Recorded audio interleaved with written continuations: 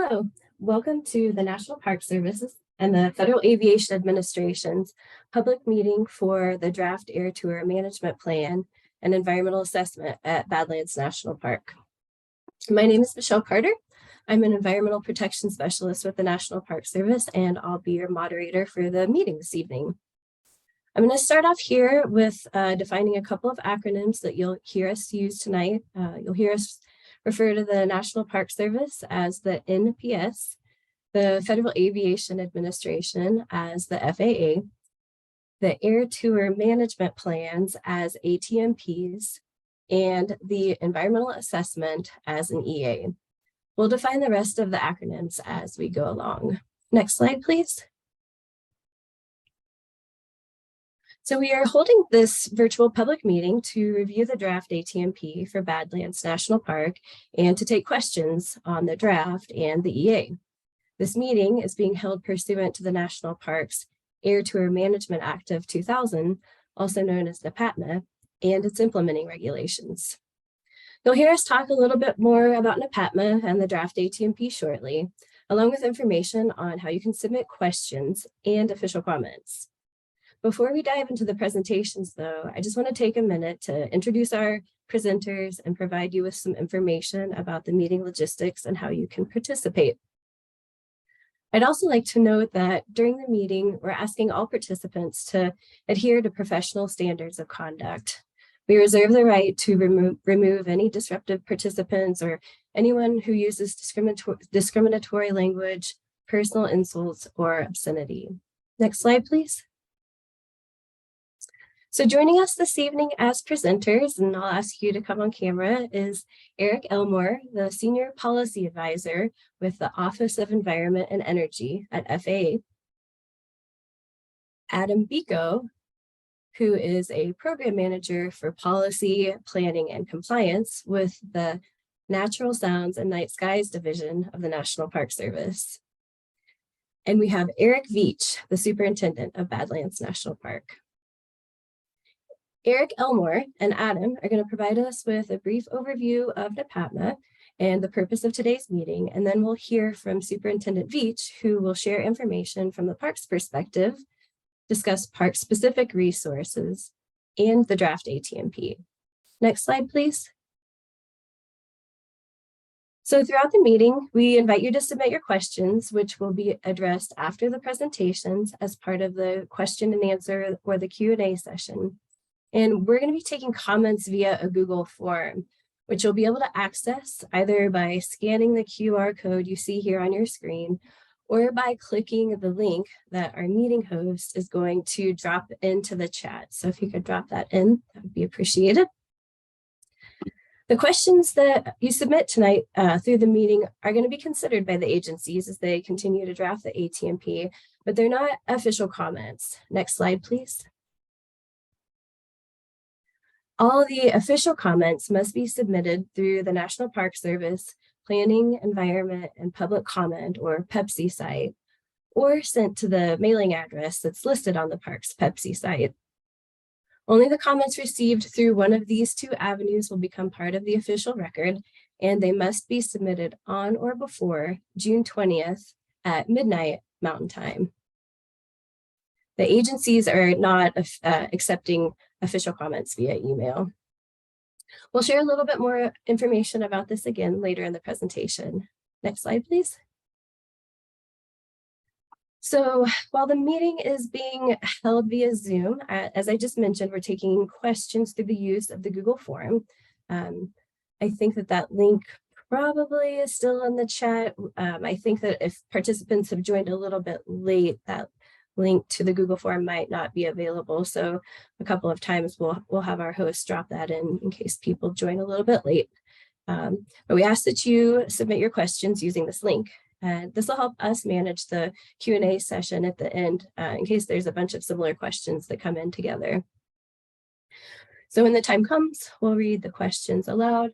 Our presenters will respond, and depending on how many questions we get tonight, we're going to do our best to try to get to all of them.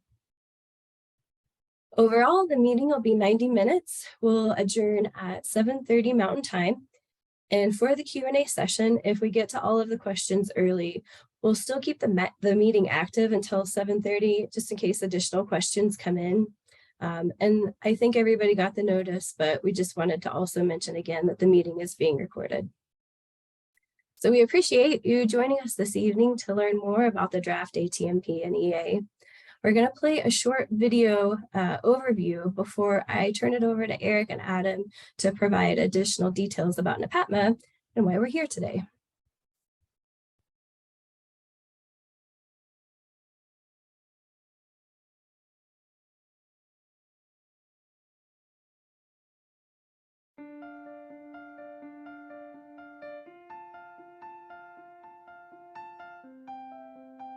The United States is home to some of the most breathtaking national parks and tribal lands in the world. It is important that we protect these lands while ensuring that the public has ample opportunity to enjoy these national treasures. Air tours offer the public a totally different type of experience. The Federal Aviation Administration and the National Park Service work together to manage air tours over national parks.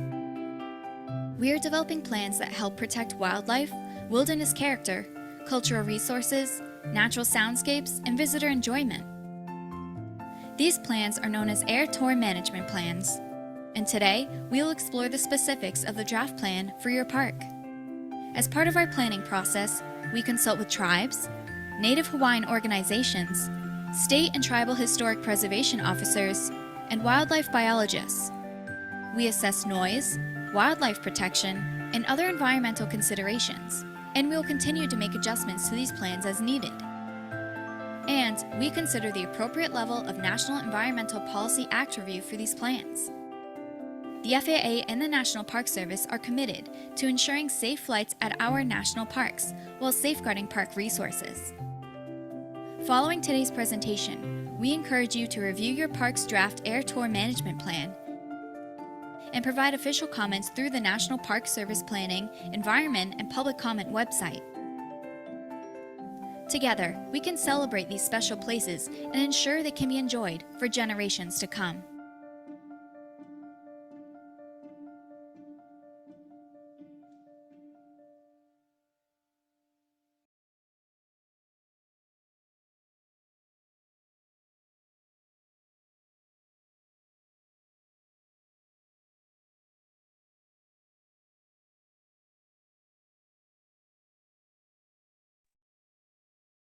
Thank you, Michelle, and welcome everybody. My name is Eric Elmore. I'm a senior policy advisor in the Office of Environment and Energy, working for the FAA, and I'm located out of Washington, D.C. Again, welcome. I'm going to provide you an overview of the National Parks Air Tour Management Act, NAPATMA, and some of the requirements and objectives. Next slide, please. So generally speaking, NAPATMA requires the Federal Aviation Administration and the National Park Service to develop an air tour management plan for parks and tribal lands where operators have applied to conduct commercial air tours. So NAPATMA goes back to enactment in 2000. And at that time, commercial air tour operators that were conducting commercial air tours at these national parks were required to apply for authorization from FAA for what is known as interim operating authority, or as we call it, IOA, in order to continue operating until the agencies developed an air tour management plan. Interim operating authority is just a number, a not to exceed number, and it did not provide any other kind of constraints or limitations in regards to routes, altitudes, etc. In regards to what an air tour management plan can do, again, it applies, it's limited to jurisdiction. It applies to the park and a half-mile boundary outside the park. So laterally speaking, it's the boundary of the National Park Badlands and an additional half-mile. It also applies to those tribal lands that are within that half-mile boundary. And the airspace is limited to 5,000 feet above ground level. So the operations that occur within those constraints are what NEPATMA applies to. It's important to note what NEPATMA does not apply to. It does not apply to general aviation flights. It does not apply to commercial airline flights, does not apply to military flights, nor would it apply to maybe Park Service administrative flights. So it's really limited to just those commercial air tour operations that occur below 5,000 feet AGL and within a half-mile boundary of Badlands Park. Next slide, please. So the objectives of air tour management plans, NEPATMA says it directs the agencies to develop acceptable and effective measures to mitigate or prevent the significant adverse effects, if any, of commercial air tour operations on the park's natural and cultural resources, tribal resources and values, or visitor experience, as well as the wilderness character.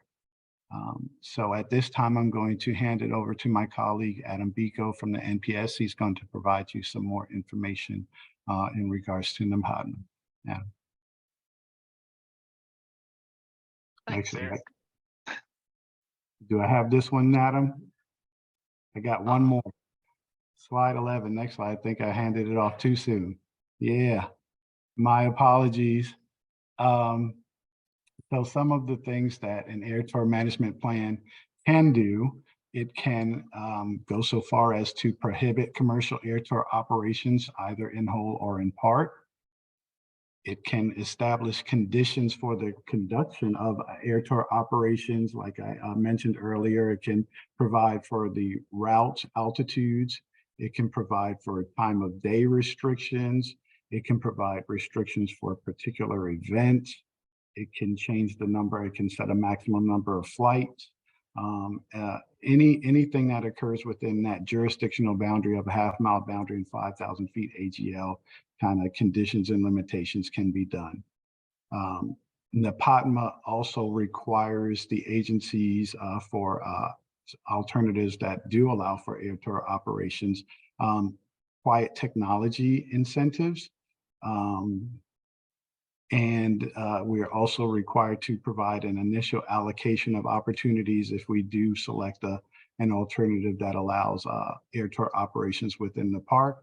And finally, NEPATMA requires the agencies to justify and document the need for any of these measures that are taken. So now I will hand it over to my colleague, Adam Biko from NPS. Sorry, Adam, thanks. Thanks, Eric. I appreciate that. So as many of you may be aware, the National Park Service and the FAA are working on a number of air tour management plans across the country. So we were just showing you a map here of that geographic distribution. Most of the ATMPs that we're working on are in the western portion of the United States, and particularly of interest in this group tonight, you can see that 2 are in South Dakota. Here tonight, we're here to talk about Badlands, but nearby Mount Rushmore is also going through an air tour planning process. Next slide, please.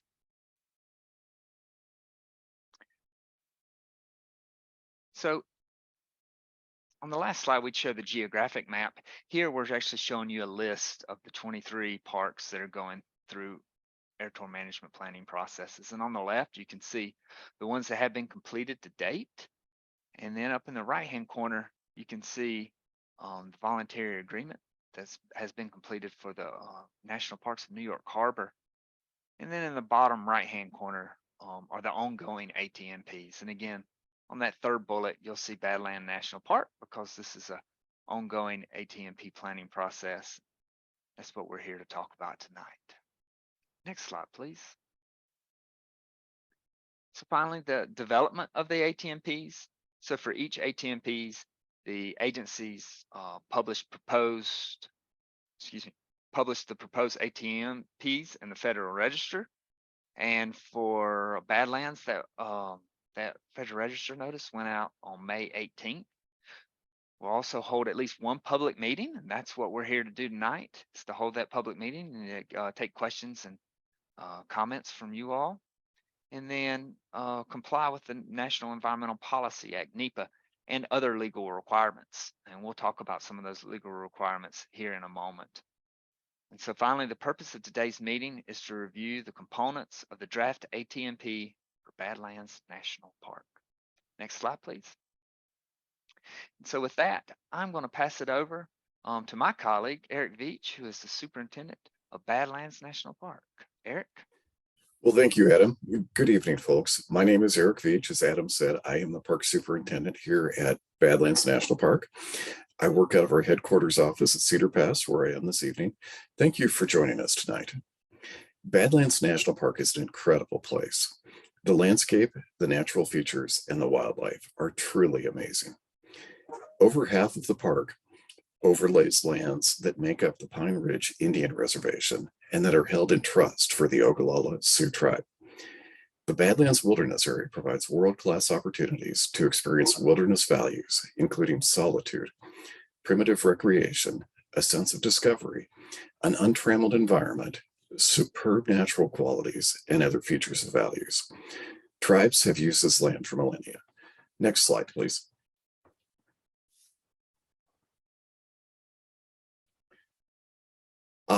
And this slide really just emphasizes what I just said, some of the amazing features that we have here, and talks about the, again, we have 64,144 acres of wilderness, and as I mentioned, about 133,000 acres of the park overlay Ogallala Sioux Tribal Trust lands.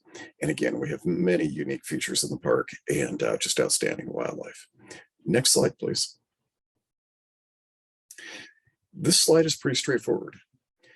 The draft ATMP covers the entire park and includes tribal lands within a half mile of the park boundary. And again, as I mentioned earlier, as you can see, the South Unit and the Palmer Creek Unit overlay the Pine Ridge Indian Reservation, which is that slightly darker shade of color there. Next slide, please.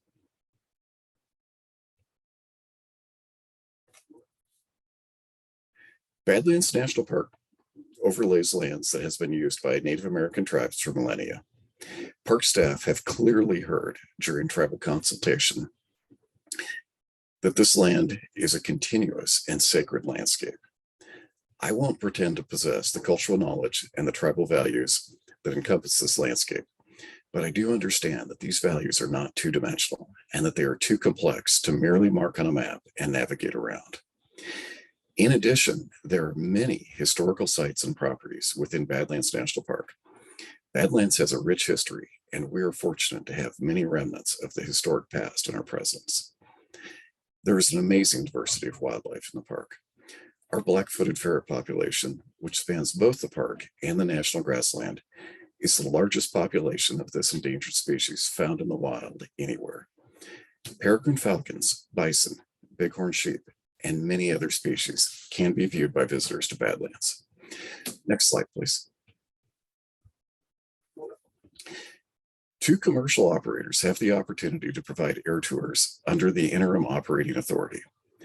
While the IOA allows for up to 4,117 flights per year over the park, the reporting data shows there are an average of 1,425 total flights conducted in each year.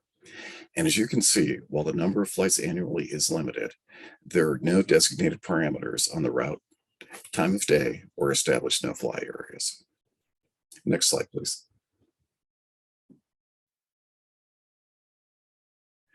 Following up on the last slide, the draft air tour management plan proposes to reduce the number of overflights to 0 flights per year. And while it's probably obvious, there are no additional restrictions proposed beyond reducing the number of flights to 0. Next slide, please. So this slide is intended to show the routes proposed in the draft air tour management plan. But as I mentioned in the previous slide, we're proposing to reduce the number of flights to 0. So obviously we didn't need to propose any additional routes for over Badlands. I do, however, want to point out that the heliport for one of the operators is within the area of the proposed ATMP, and the operator can still take off and land at this site. It just can't be used to conduct commercial air tours over the park. Next slide, please.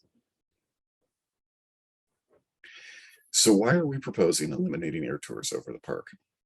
Our analysis indicates that air tours are resulting in unacceptable impacts to natural and cultural resources. In addition, tribes shared with us during tribal consultation that they oppose air tours over the park and that the only acceptable solution to the impacts is to eliminate the air tours. As I mentioned earlier, a substantial portion of the park is congressionally designated wilderness, and air tours are not consistent with the wilderness character of this area. While the wilderness area, in addition, the wilderness area contains all of the other park resources and values I mentioned earlier, and it adds an additional layer of complexity in that we need to maintain or improve the wilderness character of this area. So I know you can read the last bullet, but I'll end with prohibiting air tours within the ATMP boundary is necessary to protect park resources and values, and it is responsive to concerns expressed by the tribes. Eric Elmore, I'll turn it back to you. Thank you, Superintendent Veach. Appreciate that. So now I'm going to provide you a little overview of the National Environmental Policy Act, or NEPA, high level what it requires and what the agencies are doing. Again, NEPA is a federal action, the development of this Air Tour Management Act, and that triggers the requirements of NEPA. NEPA requires the agencies to consider the human and natural environment that could be affected by this air tour management plan. NEPA requires us to determine the appropriate level of NEPA review that's necessary, and to also prepare the associated environmental review documents. In this case, the agencies are determined that the appropriate level of NEPA review would be an environmental assessment. We are preparing documents and complying with other substantive laws under the umbrella of our NEPA review. At this point, we had a scoping session time process, and the agencies considered over 100 comments from that, as well as comments received on alternatives. We received information during consultations, not only tribal consultations, but consultations with Fish and Wildlife Service, I think, in regards to any potential endangered species. And we have and continue to fully assess the environmental impacts in this draft EA process. And we will use the comments and information received from this meeting to see if any modifications need to be made.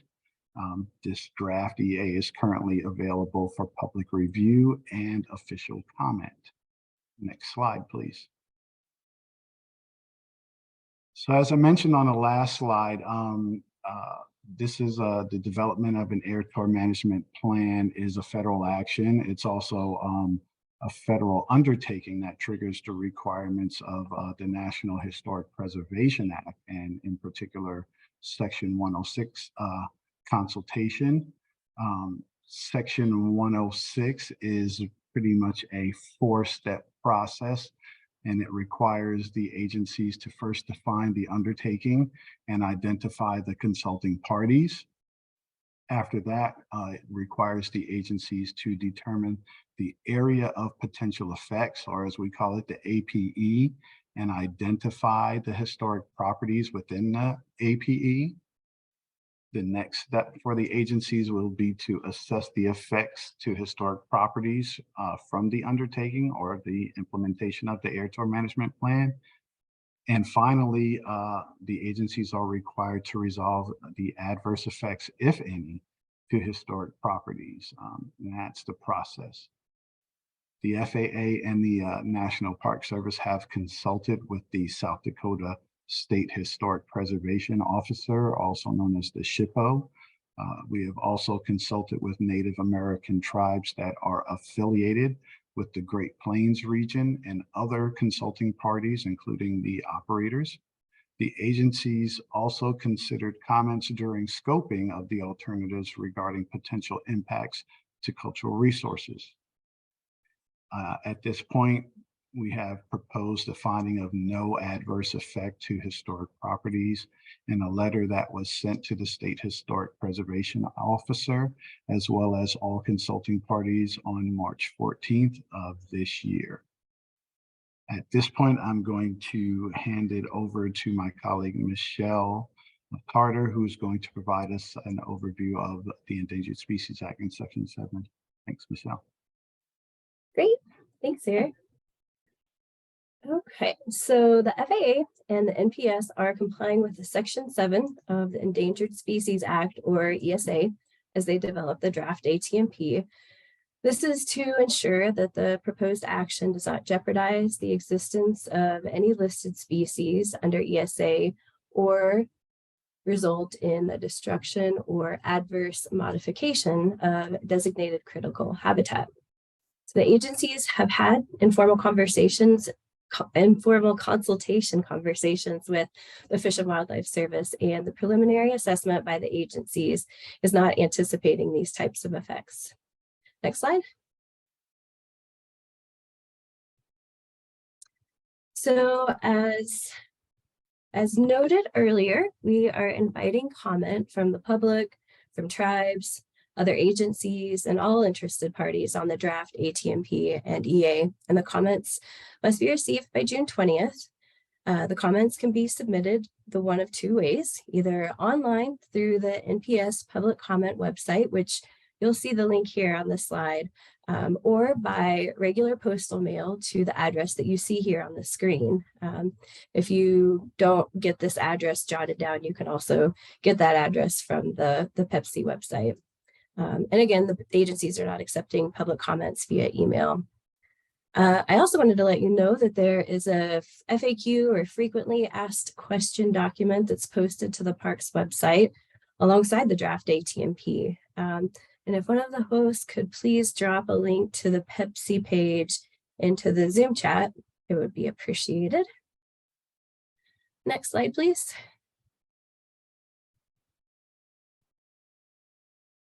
Okay, so following the end of the public comment period, the FAA and the NPS will review all of the comments and use them to inform the final ATMP. They'll continue to coordinate and complete tribal, Section 106 and Section 7 consultations, and they'll conclude the NEPA process by signing a decision document.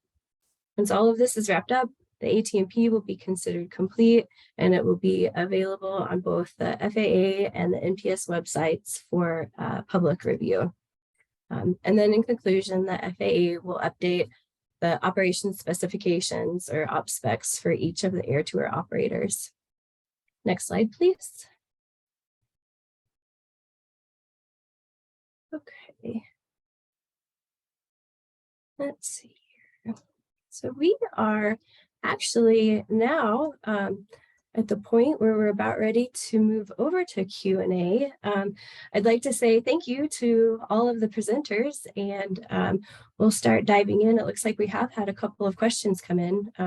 For anybody that may have joined during the presentations, my name is Michelle Carter. I'm an environmental protection specialist with the National Park Service, and I'm serving as the moderator for the meeting this evening.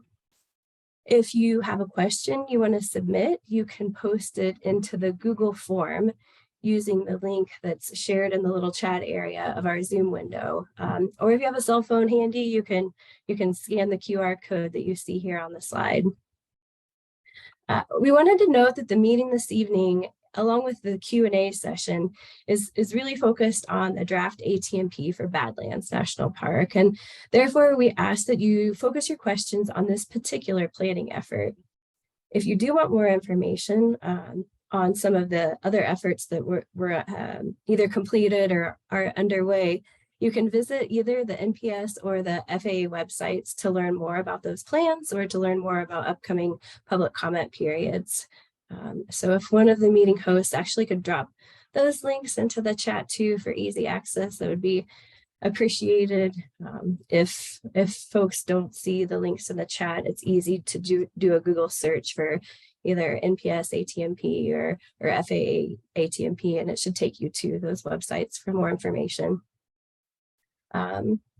All right, so as a reminder, the questions that you submit tonight will be considered by the agencies as they develop the draft ATMP, but they're not what we consider official, like formal comments.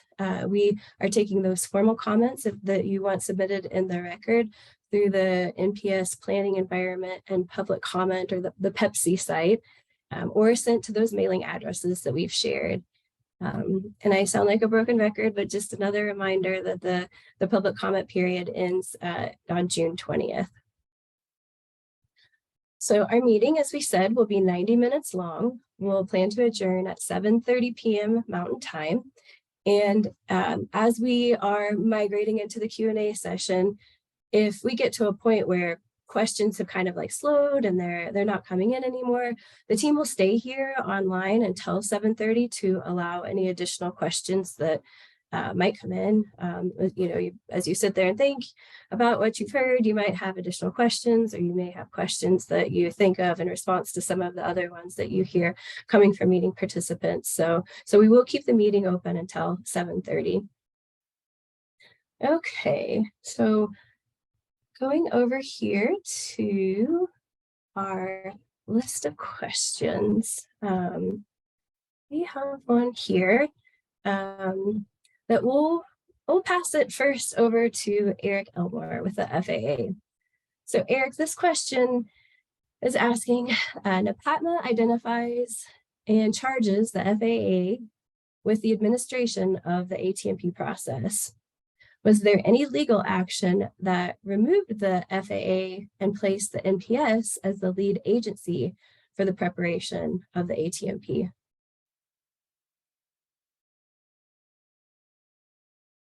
Hey, Michelle, thank you for that question. Oh, excuse me. So NAPATMA requires the FAA and the NPS to work together to develop an air tour management plan. Under NAPATMA, the FAA is considered the lead agency for purposes of NEPA, and NPS is a cooperating agency. I am not aware of any legal action that changed that status or relationship. So thank you for the question. Hopefully that is responsive. Thanks.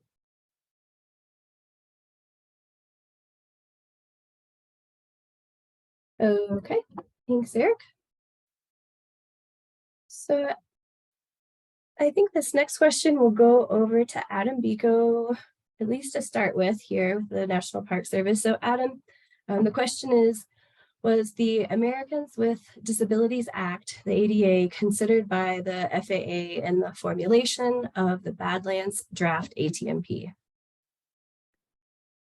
Thanks, Michelle. So, air tours are only one of many ways for a person with disabilities to experience a national park. If an air tour plan reduces or eliminates, as is the preferred alternative here, a person with disabilities would still be able to experience the national park. The National Park Service works to ensure that people with disabilities can participate in the same programs, activities, even employment opportunities available to those without disabilities in the most integrated settings possible. Alternatives of accessing facilities, programs, and services are provided when an accessible direct experience cannot be had. Accessible solutions are developed in consultation with the disability community and various partners, including the NPS concessionaires, commercial service operators. And the National Park Service actually has a dedicated team. Its purpose is for breaking physical and programmatic barriers to make parks more inclusive for people with sensory, physical, or even cognitive disabilities. This team includes 29 different regional accessibility coordinators. Make sure the National Park Service staff have the tools and training necessary to provide accessible and inclusive outdoor recreation and interpretation opportunities for parks, visitors, and employees alike. And that's across the service. And so I'll pass it over to Eric here to talk specifically about what Badlands National Park does. Superintendent Veach. Thank you, Adam. Yes, I would like to add a little bit about what we have here specifically at Badlands. The Ben Rifle Visitor Center and the White River Visitor Center are both accessible to wheelchair users and provide ramped entrances, reserved parking, and accessible restrooms. The Cedar Pass Campground has 2 campsites that are fully accessible by wheelchair and 1 accessible site in the group loop. Most scenic overlooks and wayside exhibits are accessible to wheelchair users, many of which have recycled lumber or wooden boardwalks with gentle grades. The fossil exhibit and window trails are accessible boardwalks. The first section of the door and cliff shelf trails are also accessible to wheelchair users. The Bigfoot Pass picnic area has reserved parking, ramps, and an accessible vault toilet. Programs held at the Cedar Pass Campground Amphitheater are accessible by a paved and well-lit path from reserved parking spaces in the parking lot. Evening presentations can be enjoyed from this location. Talks held at the Fossil Exhibit Trail and other overlooks at the Ben Rifle Visitor Center are also accessible to wheelchair users. Michelle, I'll pass it back to you.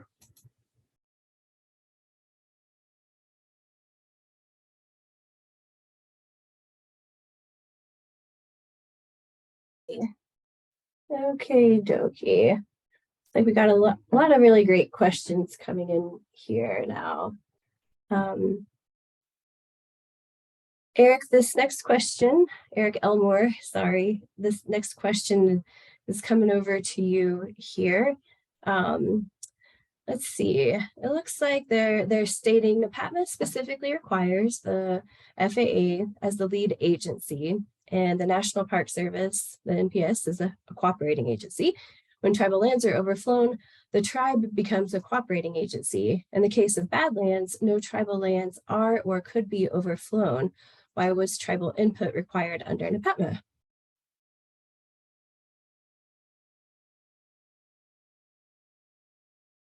All right, thank you, Michelle, and thank you for that question. So yes, that is correct. No air tours fly over tribal lands near Badlands National Park, and there are no tribes that were cooperating agencies for this ATMP. However, as we kind of stated previously, this is a federal action and or a federal undertaking under the National Historic Preservation Act. And so we were required to do a consultation process under Section 106 of the National Historic Preservation Act. And that is why we went through a process with the tribes to get their input, as well as other 106 stakeholders to get their input on the potential effects of the air tour management plan on any historic properties or tribal properties. So hopefully that answers the question. And thank you for the question.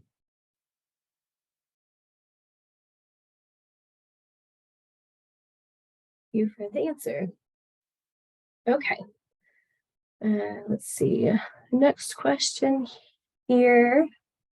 We'll send it over to Adam Biko. The next question, NEPATMA requires the administrator to hold at least one public meeting with interested parties to develop the air tour management plan.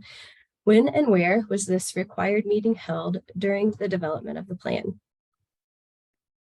Thanks, Michelle. So this meeting that is required by NEPATMA is being held right now. This is the meeting that we're holding to get some public comments and take some questions.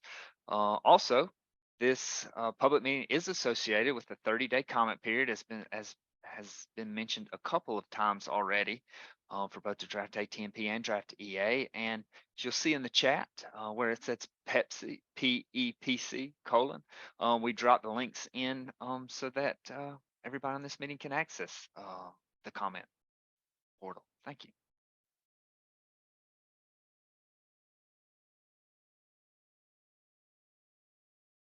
Great. Thanks, Adam. A lot of good questions coming in here. All right, well, let's go back over to Eric Elmore. Let's see here. The question is, can you please describe the judicial review process required by NEPATMA? Oh, Eric Elmore? I don't know if I can describe the judicial review process of NAPATMA, but I will say that NAPATMA does have a provision within it that allows for judicial review of any air tour management plan that the agencies develop.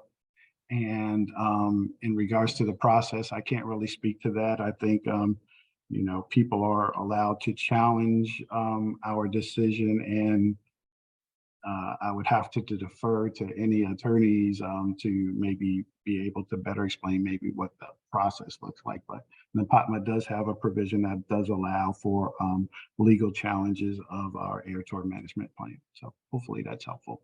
Thanks.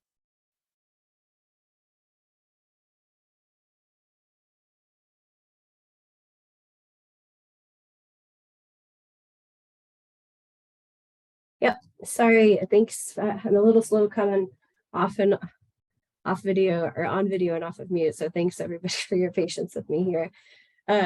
Okay, so this next question we'll send over to Superintendent Veach. This question is the initial ATMP alternatives listed in the park newsletter, September 22, listed 2 extreme alternatives. Why was one of the extreme alternatives selected? Well, thank you, Michelle. In the environmental assessment, all 4 alternatives were analyzed and considered. The National Park Service and the FAA have stated the preferred alternative for the draft ATMP was the no air tours over the planning area. The prohibition of commercial air tours in the draft ATMP are intended to protect cultural resources and related cultural landscapes and ethnographic resources, the acoustic environment of the park, disturbance to wildlife, wilderness character, and the visitor experience throughout the park by limiting the number of potential disturbances caused by commercial air tours. In extensive consultation with the Northern Plains tribes, they have articulated strong opposition to air tours over the park because of the effects of flights to the cultural landscape, wildlife, and plants. Thank you, Michelle.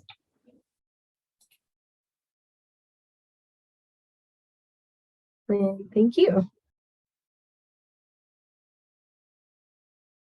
Okay. Okay, so next question that we have here, we'll send over to Adam Biko with the National Park Service. Let's see.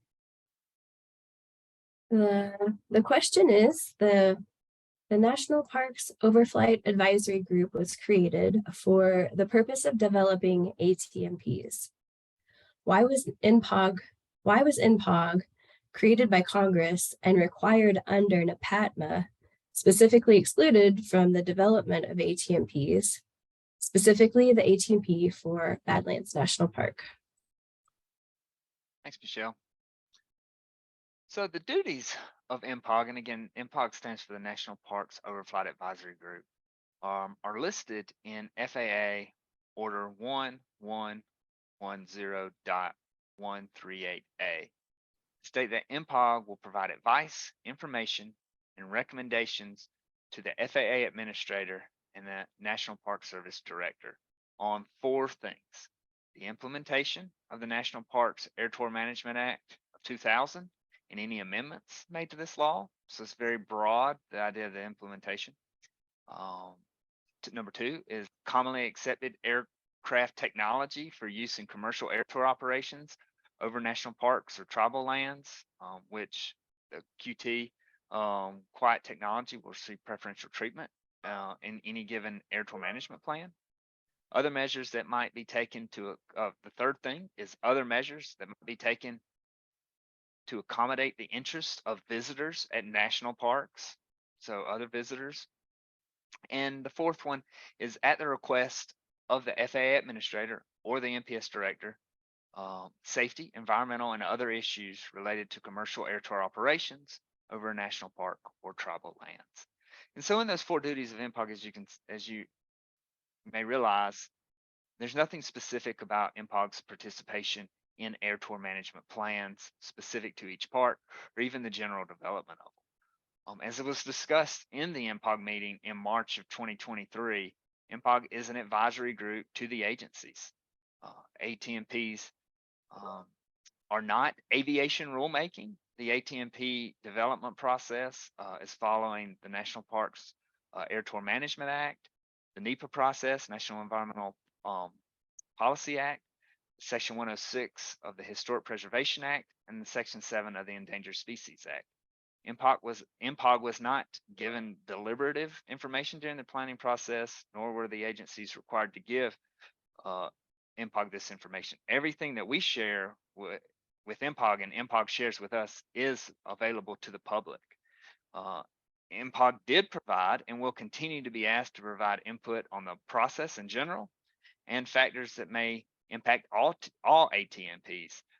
Such as the information MPOG provided the agencies about the aircraft flight monitoring systems that are common in a lot of the other ATMPs. Michelle, I see the next question might also be related to MPOG.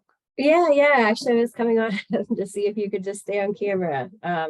So for our audience, the next MPOG related question, they're stating that the National Parks Overflight Advisory Group shall provide advice, information. Oh, yep, right. Sorry, I got a little bit confused here. The National Parks Overflight Advisory Group shall provide advice, information, and recommendations to the administrator and the director. And can you provide evidence that MPOG provided this information as required by NEPA? Yeah, thanks, Michelle. So MPOG does have a long history of providing recommendations to the agency, specifically including on quiet technology and how that could be implemented into any air tour management over NPS and tribal lands, aircraft monitoring technology, as I just mentioned, and most recently at the last MPOG meeting, input on the competitive bidding process for ATMPs. Further, the perspective from each person and interest each person represents on MPOG, which there's a number of interests that are represented, including from the operators, from tribal groups, from environmental considerations. All of these different people and the interests they represent have provided value to both the MPOG membership and to the agencies. All the MPOG meetings are open to the public, and the meeting notes are posted online. And if you can't find them online, they can be provided upon request.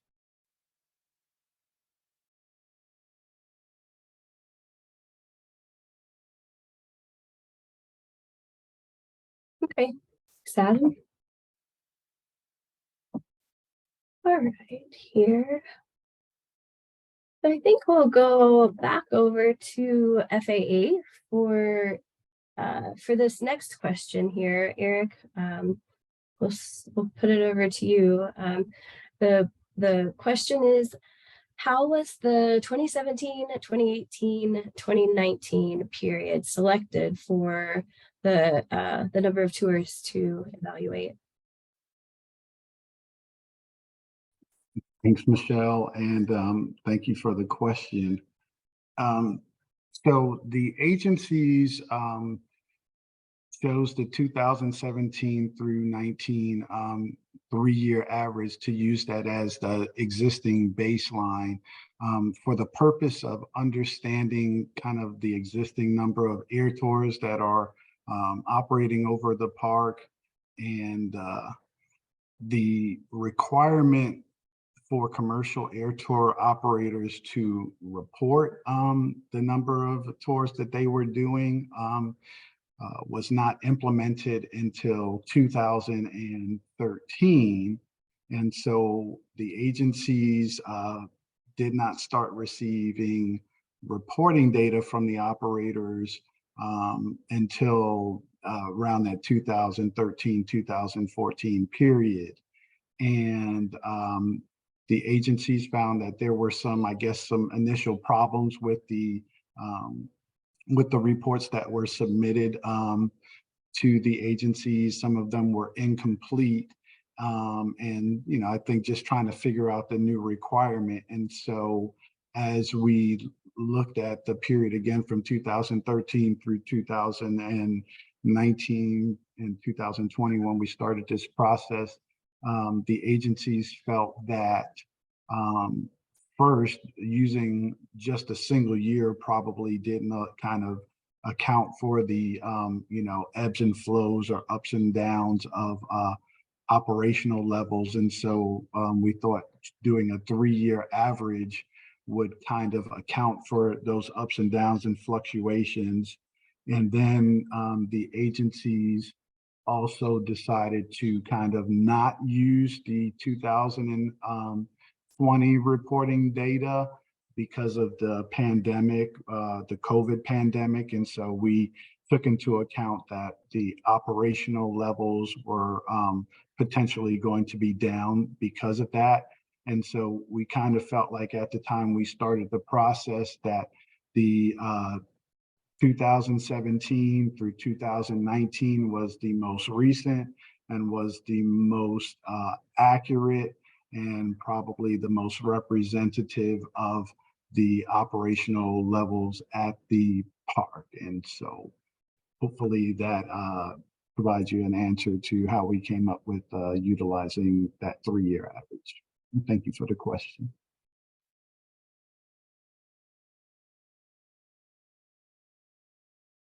Okay.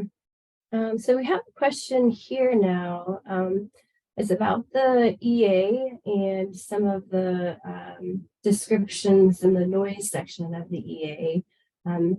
Adam Biko, I think I'll turn this one over to you. The question is asking or stating in the environmental assessment, many incorrect assumptions were used for modeling purposes, and they're wanting to know if we can explain the inputs that we use to arrive at the assumptions. Yeah, thanks, Michelle. Well, if there is any incorrect information that is in the EA, we would encourage you to please submit that comment and any others to Pepsi. And again, that link is in the Zoom chat. But how we came about getting the information we had for the analysis is, in short, we got the route information and the reporting tour information from the air tour operators. So all air tour operators are required to report to the FAA and the NPS the number of commercial air tour operations they've conducted within the ATMP planning area. The operators must provide the date, time each tour occurred, the make and model of the aircraft used, and the route on which the tour was conducted. The 2 operators that hold IOA for the park reported flying commercial tours from 2013, when the reporting requirement was enacted, all the way up through 2020, and they're continuing to do so each year. This reporting data is identified in section 2.43 of the EA, and spans from 2013 to 2019. 2020. There are annual reports also posted online with the information from 2013 to 2019. So those reports were submitted by the operators and are made available online. The route information used for the modeling was also provided by the operators, and this information was sought with a while back. So both the reporting numbers and the route information were provided by the operators. However, there are no designated routes or altitudes under the existing condition. Without an ATMP in place, there are no routes or designated altitudes. So the operators could change these routes and may have between when we sought the information and what they're currently doing. But for the purposes of defining the no action alternative for the analysis, routes, and altitude information, we use the information provided by the operators. And Adam, this is actually another situation where I might just have you go ahead and stay on here, because it's another question about the analysis. Sure, Michelle. Okay, so the question saying, in the environmental analysis, can you explain why other sources of sound were not clearly identified and evaluated? And what did you find to be the biggest generator of noise inside the park? Yeah, so section 3.1.2 of the EA, focus on the noise associated, the noise analysis associated with this EA. And in that section, there's what we call cumulative effects. And so the cumulative effects of noise, the section is called cumulative effects of noise and noise compatible land use. So the cumulative impact of an alternative is the overall acoustic condition of the environment, including the existing and future noise sources other than air tours, because that's what we're focusing on. So we're focusing on the cumulative other noise sources, plus anticipated noises from air tours under the alternative. So other ongoing and planned actions that may contribute to noise to the park's acoustic environment were identified in this section. And some of the things we identified include aircraft, other administrative aircraft uses, such as spraying for weeds, wildlife management or fire management, search and rescue, field work, and even maintenance and construction activities. This section also identified the use of motorized tools and construction associated with park operations as activities that could also add noise to the park soundscapes. Other major contributors to noise in the park are vehicles for transportation use across the roads inside the park, and also general aviation. Those were the things that were identified in the EA. Okay, great. Well, Adam, I think we're going to give you a break for a little bit here. And got a couple questions here that I think the next two we could send back over to FAA, Eric Elmore. So Eric, this first question is asking what kind of risk analysis was performed by the FAA to measure impacts or lack of impacts from air tours moving outside of the boundaries? Thanks, Michelle, and thank you for the question. So I am not a safety person and inspector, but what I can say is that the Rapid City FSDO was a part of the development of the ATMP process. And I would say if you have any comments regarding the ATMP and safety, I would direct you to please submit those into Pepsi. We definitely, safety is our number one concern. And if you have safety comments to make, please put them into Pepsi so that we can take a look at them. Great, thanks, Eric. And then the next question is asking what analysis was completed to determine the economic impacts and cost. Okay, economic costs and impact. Okay, thank you, Michelle, and again, thank you for that question. So, I believe section 3.7 of the draft EA analyzes socioeconomic impacts of the draft ATMP and the alternatives. We understand that air tours generate income for operators as well as other ancillary visitor industry businesses associated with the air tour industry. We also know visitors from outside the immediate area contribute to the local economic activity around Badlands. And because the number of air tours authorized under the ATMP would be fewer than the average number of flights, the 3-year average, we do recognize that the ATMP could limit the potential future economic growth for commercial air tour operations and any other associated businesses to the commercial air tour industry. However, while the ATMP could limit the opportunities for air tour operators to generate that revenue, it would not preclude operators from potentially making up this revenue in other ways, such as using the aircraft for other business ventures or conducting air tours elsewhere. So we did consider it. And again, if you have comments in regards to that, please submit that into Pepsi. And thank you for the comment, Michelle.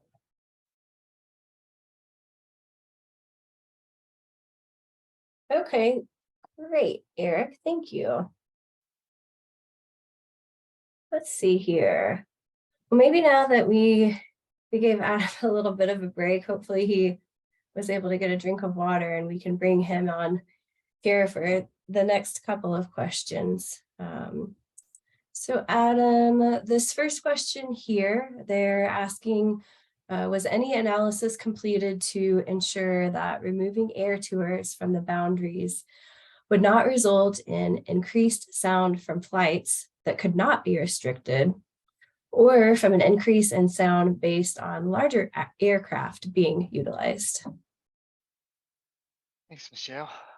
So the displacement of flights, displacing them outside of the ATMP planning area was considered. So we did consider that in our decisions and in our analysis. However, no specific noise modeling was conducted on this idea of displacement because there would be no specific routes that would be required. So any routes that we might have come up with on our own or even ask someone to provide us would have been purely speculative at this point in time. And so the noise modeling wasn't completed for any of the displaced flights. The second portion of the question is, do we consider increased sound based on larger aircraft being utilized? So the noise modeling that was performed was just based off of the current aircraft that are used by the operators. Great, thanks, Adam. Okie dokie. Okay, so this next question that we have here is related to the public comment process. And the comment or question here is that they're saying the means by which the comments are collected is difficult for some. Why was the link to the comment buried from immediate public review? So it seems like maybe they thought it was a little bit hard to find. Thanks, Michelle. So we apologize if anyone had trouble finding the links to provide comments. The agencies did decide to use the NPS Pepsi web portal for comments. This is the same website portal that we use for commenting on all of the NPS projects. And so, so we apologize if folks had difficulty finding it. It was just dropped in. It's been dropped into the chat a couple of times tonight, so it's definitely accessible there. So thanks for that. And if there's a need, we've also provided an opportunity to provide written comments, and those can be mailed to an address that can be dropped into the chat as well. However, we strongly encourage the use of electronic comments through that Pepsi site. And also, we can also have the parks, and some of the parks have already talked about doing this, but we can talk to Badlands about dropping it in their social media feeds as well, so that as many people as possible have a way to find those links. Great. Yep. Thanks, Adam. The Pepsi system is the National Park Service's typical way for getting public comments on NEPA documents. So again, sorry to folks out there if that was hard to find. Okay. Let's go back over to Eric with FAA. The question is asking us to describe the process used for determining who was identified as a stakeholder. All right, thank you, Michelle, and thanks for the question. So I guess this stakeholder can be considered, I guess, in different ways, I guess. In one respect, very broadly, the general public is a stakeholder in this process. And so that's why part of what we're doing is, the public is encouraged to submit official comments on the draft ATMP and the EA. and we've had a number of public meetings in order for the NPS and FAA to share information on online platforms in order to hopefully provide the greatest public opportunity to participate. In another way, stakeholder is a term of art under Section 106 of the National Historic Preservation Act. And Section 106 directs the agencies to consult with individuals or organizations with a demonstrated interest in an air tour management plan due to the nature of their legal or economic relationship to the proposed activity or affected properties. And so this means consulting the state or tribal historic preservation officer is needed, consulting with federally recognized Indian tribes. They are considered stakeholders, and Native Hawaiian organizations, representatives of local governments. Sometimes they have state historic preservation officers or agencies, offices.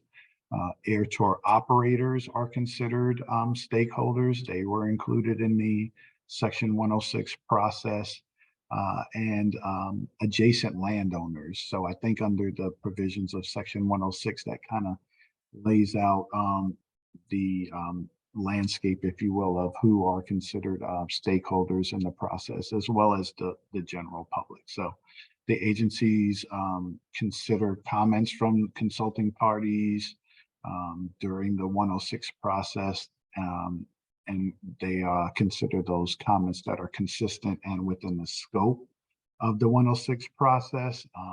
And those are generally comments that directly relate to impacts of the undertaking or impacts from the development of any or implementation of any of the alternatives, any effects those would have, potential effects those would have on historic or traditional cultural properties. So a long-winded answer to hopefully provide some response to how we identify stakeholders. Like I said, generally the general public, but as a term of art under 106, it's those entities that I laid out. So hopefully that answers your question.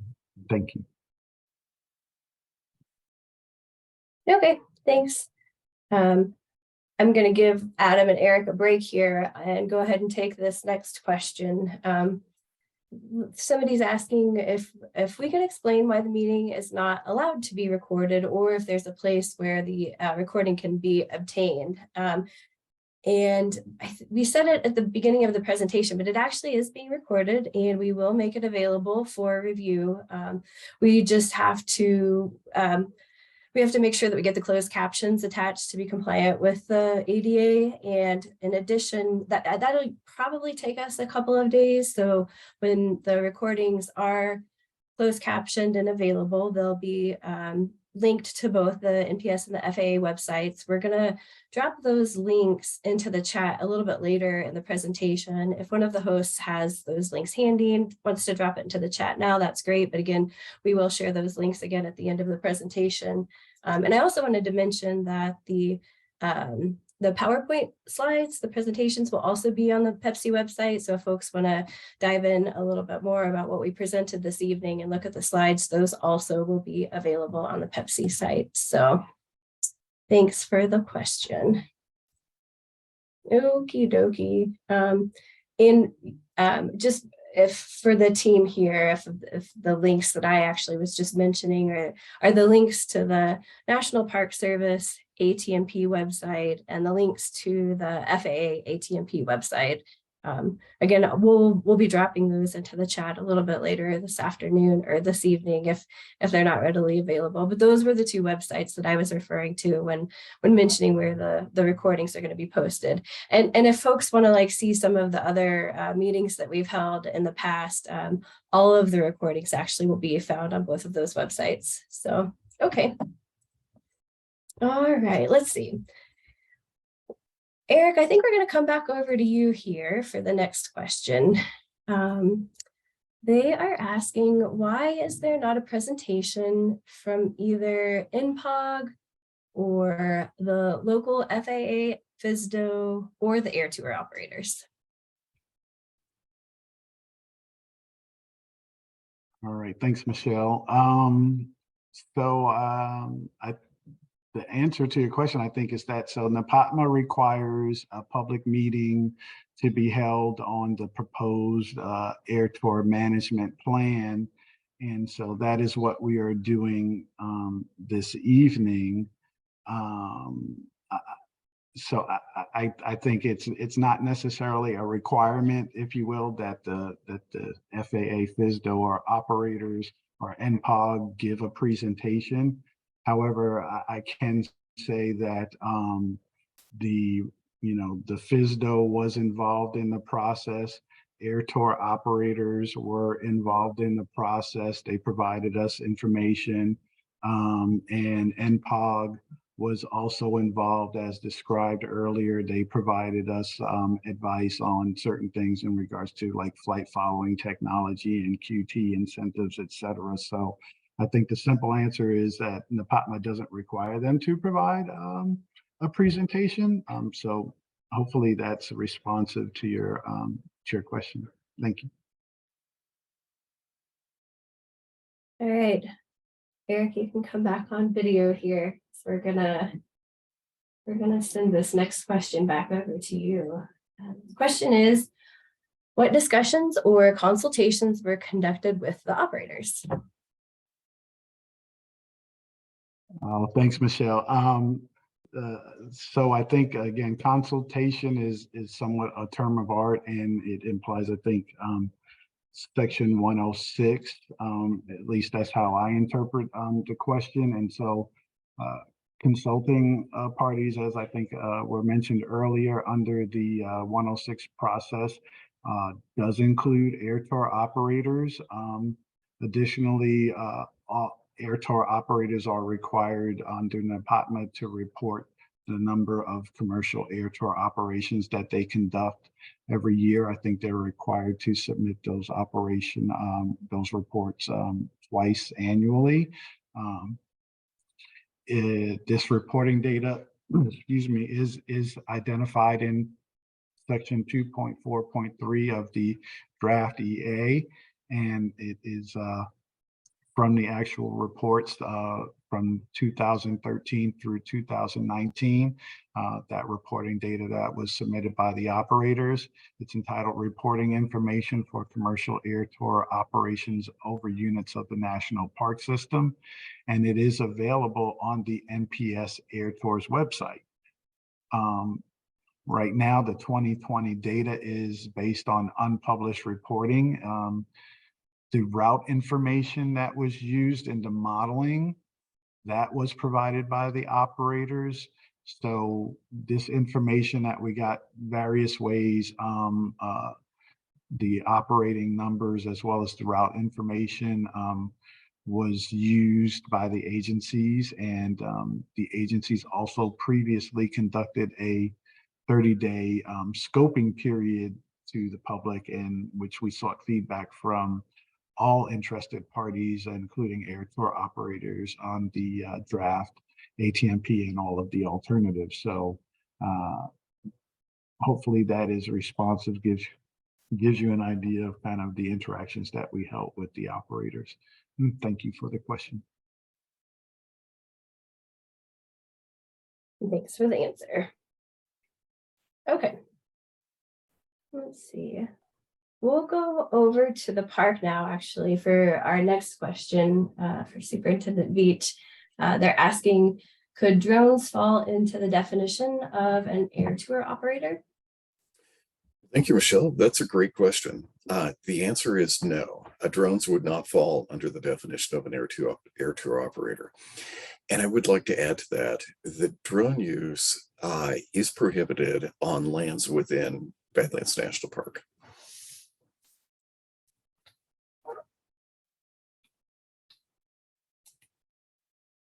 Okay, great. Thank you. And then It looks like we have several questions coming in about accessibility and ADA and different things that were considered. And so one of the things that would be helpful for our team is if, as you read the NEPA analysis, if you're looking for anything specific related to ADA that you're questioning whether or not the team's considered, that's the type of information that we're looking for as part of this public comment process. So please use the Pepsi system, or as I mentioned, it's our preferred way of taking comments. You can submit written comments too, but if you have questions about different aspects of ADA that we may or may not have considered as part of the process, please submit those through Pepsi, and we'd appreciate that as we move forward with developing the plans. So thank you for that concern and question.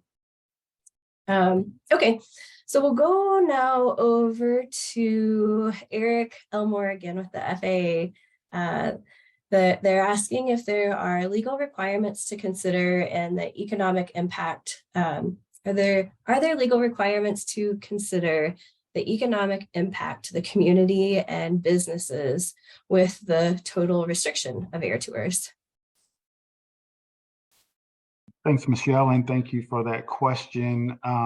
Yes, under FAA's Order 1050.1, we do an economic impact analysis of the proposed federal action. In this instance, Section 3.7 of the draft EA includes an analysis of the potential socioeconomic impacts of this proposed action. The socioeconomic analysis evaluates how elements of the human environment, such as the population, employment, housing, public services, those type of things might be affected by the proposed action, as well as any of the alternatives. And this is consistent with the Council on Environmental Quality regulations for implementing NEPA, and those can be found at 40 CFR Part 1500. And those regulations direct the agencies to conduct an economic analysis that will affect local or regional economies.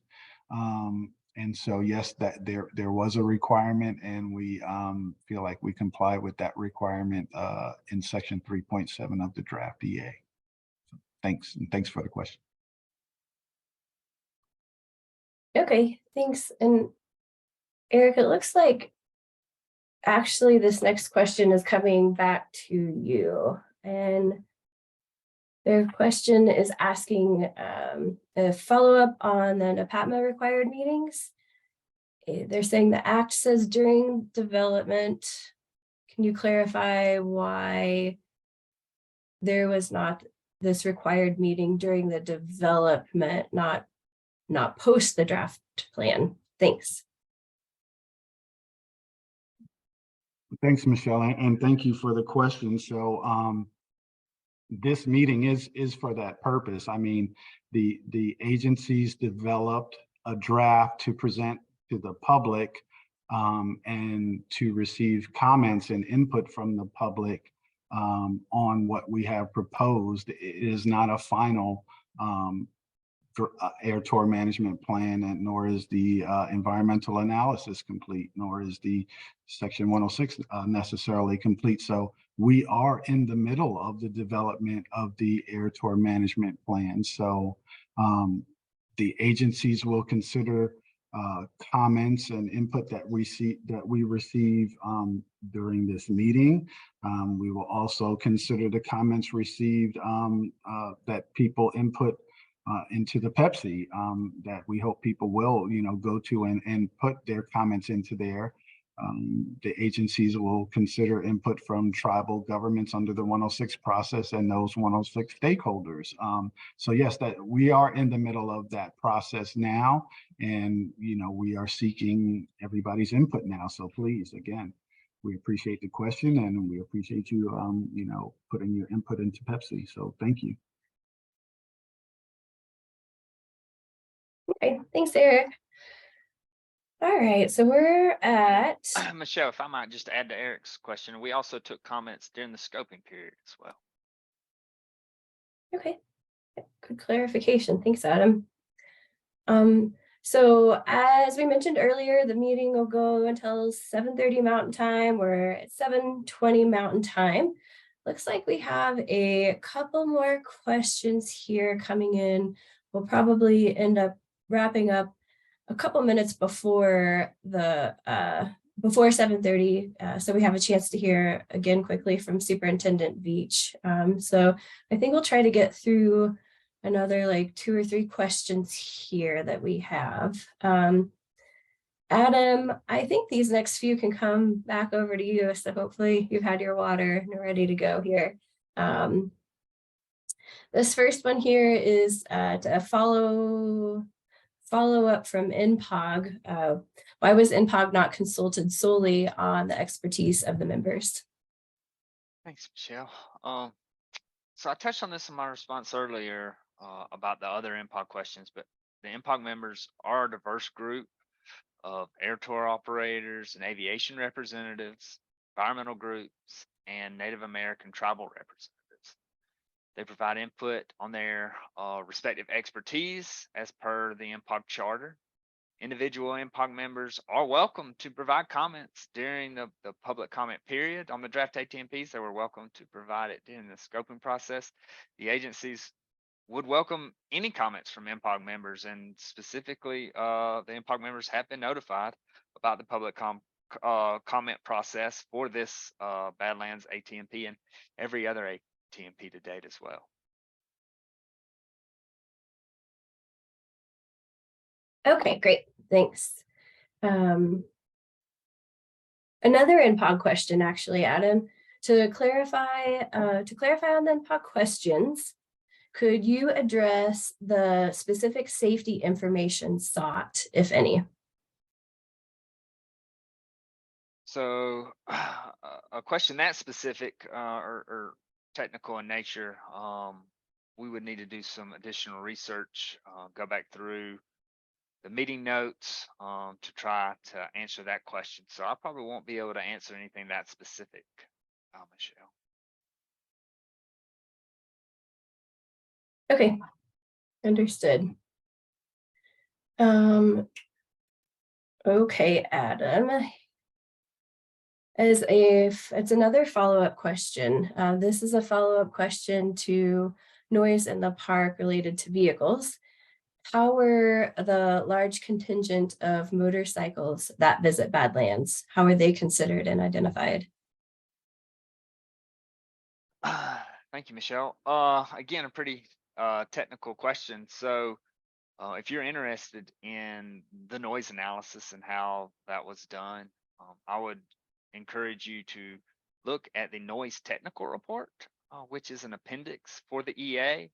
And there's a lot of information there about how the noise modeling was done and how it did or did not include road transportation noise.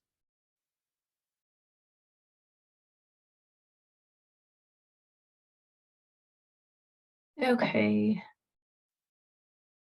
And this seems to be kind of related a little bit. What type of analysis was conducted to compare air tour noise with vehicular traffic? And will vehicular traffic also be restricted? Yeah, so the purpose of this planning effort was solely focused on the air tour management plan. This planning effort hasn't addressed in any way the road traffic associated with the park. But again, if you're interested in the noise analysis that were conducted, I would encourage you to read both section 3.1.2 of the draft EA as well as that noise technical report, which is an appendix to the EA. So that's, I think that's all I can really say about that, Michelle.